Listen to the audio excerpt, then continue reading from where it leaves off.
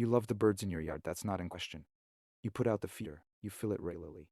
You watch them from the window and you feel something quiet and good, every time a cardinal lands or a chickadee darts in and out. There's something nobody told you when you start, some of what you've been putting in that feeder.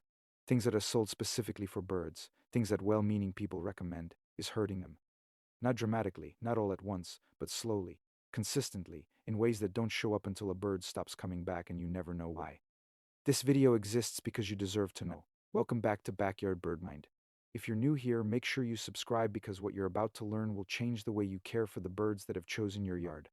Today, we're going through 7 things that people commonly put in or near their bird feeders that are causing real harm to the birds they love. Some of these will surprise you. One of them is something almost every backyard birder has done, and all of them are completely avoidable once you understand what's actually happening. The end, because the last one is the most common mistake of all, and it's the one that costs birds their lives every single winter. Number 1. Bread. This is the one that feels the most innocent, and it is, by a significant margin, the most widespread is everywhere. It goes stale quickly, and birds eat it eagerly, which feels like confirmation that it's good for them. It isn't. Bread provides birds with almost nothing they need. It is high in simple carbohydrates and low in the protein, fat, and micronutrients that birds depend on to survive, regulate their body temperature, maintain their feathers, and fuel migration. When a bird fills up on bread, it is filling up on empty calories, calories that satisfy hunger without providing the nutritional content that hunger exists to signal. In ducklings and young waterfowl, the effects are well documented and have a name: angel wing syndrome. The condition, caused by a diet too high in carbohydrates and too low in protein during development, causes the wing bones to grow at an abnormal angle, leaving the bird permanently unable to fly. It is irreversible, and it is caused almost entirely by humans feeding heat to young birds near ponds and lakes. In songbirds, the effects are less visible but equally real. A bird that fills its crop with bread has less capacity and less appetite for the seeds, insects, and berries that actually nourish it. Over days and weeks, this nutritional deficit accumulates. The bird's feathers deteriorate, to survive cold nights diminishes, and bread left in or near a feeder deteriorates rapidly, growing mold within hours in warm weather. That mold, particularly the Aspergillus fungi family, causes a fatal respiratory disease in birds called aspergillosis. There is no treatment, and other birds visiting the same feeder are exposed to the same contaminated source. The fix is simple: stop putting bread out for birds. If you want to give them something they'll eat with the same enthusiasm, try black oil sunflower seeds, mealworms, or unsalted peanuts. These provide actual nutrition. Bread provides the illusion of feeding while doing the opposite. Number 2. Honey. This one appears most often in homemade hummingbird nectar recipes, well-intentioned instructions that circulate on social media, and in gardening groups suggesting that honey is a more natural alternative to refined sugar. It is not safer. It is significantly more dangerous. Honey ferments rapidly when diluted with water, which is exactly what happens when you dissolve it to make nectar. Fermentation produces compounds that are toxic to hummingbirds. In addition, honey is a perfect growth medium for a fungus called candidiasis, a fungal infection of the tongue, throat, and digestive tract that makes it impossible for the bird to feed. The tongue swells, grows. The bird starves to death while food is available because it can no longer consume it. This disease in hummingbirds is sometimes called glued tongue. It is painful, progressive, and fatal, and it is caused almost entirely by well-meaning people who switched from sugar to honey, believing they were doing something better for the birds. The correct recipe for hummingbird nectar has never changed. 1 part white granulated sugar to 4 parts water. No honey, no brown sugar, which also ferments too quickly. No artificial sweeteners, which provide no calories and their energy. No red food dye, which has been associated with bill and organ tumors in hummingbirds and is completely unnecessary since hummingbirds are attracted to the red color of the feeder itself, not the nectar inside it. 1 part sugar, 4 parts water. Boil briefly to dissolve and prevent fermentation. Refrigerate unused portions. Change the nectar every 2 to 3 days in warm weather, every 5 days in cool weather. That's the entire recipe, and it saves lives. Number 3. Old or contaminated seed. This one is not about what you buy, it's about what happens to it after you buy. It becomes contaminated, and the speed at which this happens, particularly in warm, humid weather, is faster than most people realize. Seed that sits in a feeder for more than a week in summer conditions can develop aflatoxin, a mycotoxin produced by Aspergillus molds that is one of the most potent naturally occurring carcinogens in the world. Aflatoxin accumulates in the liver of birds that consume it. It causes liver damage, immune suppression, and death. It doesn't look different from good seed, it doesn't smell different, RDs that eat it. Beyond aflatoxin, wet seed clumps at the bottom of poorly draining feeders creating conditions for Salmonella bacteria to proliferate. Salmonella in backyard bird populations causes outbreaks that can kill dozens of birds in a neighborhood within days. The birds show classic symptoms: lethargy, puffed feathers, inability to fly, and they often die within sight of the feeder that infected. The solution has two parts. First, buy seeding quantities you can use within a month. Store it in a sealed container in a cool, dry location and discard anything that smells musty, looks clumped, or feels damp. Second, clean your feeder. The National Audubon Society recommends cleaning bird feeders every 1 to 2 weeks with a 9-to-1 water and white vinegar solution, scrubbing all surfaces, rinsing thoroughly, and allowing it to dry completely before refilling. A feeder that looks fine from the outside can be lethal on the inside. Check it, clean it, replace the seed.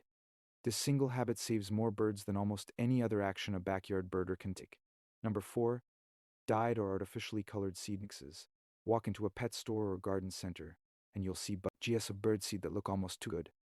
Vivid reds and greens and yellows, the seeds dyed with bright artificial colors that make the product look premium and appealing. It is not appealing to birds. Birds have no preference for seed color. They select by species, by size, by smell, and by nutritional content. The color of a seed tells a bird nothing useful. The dye, however, tells a different story. Many of the artificial dyes used in commercial birdseed mixes have not been tested for safety in wild birds. The birds crack open the seeds and ingest the coating. Young birds in the nest receive dyed seeds from parents who are foraging from these feeders. The cumulative effect of synthetic dye ingestion in small birds with rapid metabolisms is not well understood, but what is understood is that it is unnecessary, that it provides no benefit to the bird, and that it introduces a chemical variable into the bird's diet that should not be there. Beyond the dye issue, many brightly packaged seed mixes are also the lowest quality available, padded with milo, red millet, oats, and other filler seeds that most desirable backyard species will not eat. The birds toss them to the ground, accumulate beneath the feed mold, and they attract roll. Buy single species seeds, black oil sunflower, safflower, injure, rather than mixes where you cannot identify every ingredient. If you use a mix, read the label. First ingredient should be sunflower seed. If it's milo or oats, put it back. Number 5. Cooking grease and kitchen fats. This one circulates persistently in online bird feeding advice, particularly in winter when people are looking for high-calorie options. Save your bacon grease, your cooking fat, your butter wrappers, and put them out for the birds. Do not do this. The problem is twofold. First, cooking fats are processed at high temperatures, which changes their chemical structure and produces compounds that can be harmful to birds. They also often contain salt, sometimes significant amounts, and salt is toxic to small birds. Even small quantities of sodium chloride can cause dehydration, kidney failure, and death in songbirds, whose kidneys are simply not designed to process it. Second, and more immediately, kitchen grease is liquid or semi-liquid at warm temperatures. Remessy feeders, it destroys the feather's waterproofing and insulating structure. A bird that has cooking grease on its chest feathers loses its ability to thermoregulate. In cold weather, this is fatal. The bird cannot maintain its body temperature in conditions that a clean bird would survive. Is a completely different product for birds, is a completely different product. It is rendered at low temperatures, free of salt, and in a solid form that does not coat feathers. Commercial suet cakes sold for birds are safe and genuinely beneficial, particularly in winter. That is what you should be using, not the pan you cook breakfast in. Number 6. Nectar left too long in the sun. If you have a hummingbird feeder, and if you've made it this far in this video, you probably do.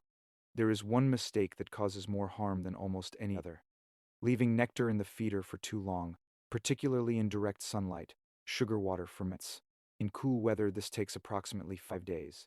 In warm weather, anything above 70 degrees Fahrenheit, it can take as little as 2 days. In direct summer sunlight, nectar in a clear feeder can begin fermenting in under 24 hours. Fermented nectar is not just less nutritious, it is actively harmful. The fermentation produces alcohol, ethanol, and other byproducts that are toxic to hummingbirds at the concentrations that build up in a feeder left in the sun. A hummingbird consuming fermented nectar is consuming alcohol. It becomes disoriented. Its coordination fails accurately. It is vulnerable to predation and collision, and continued exposure causes liver damage.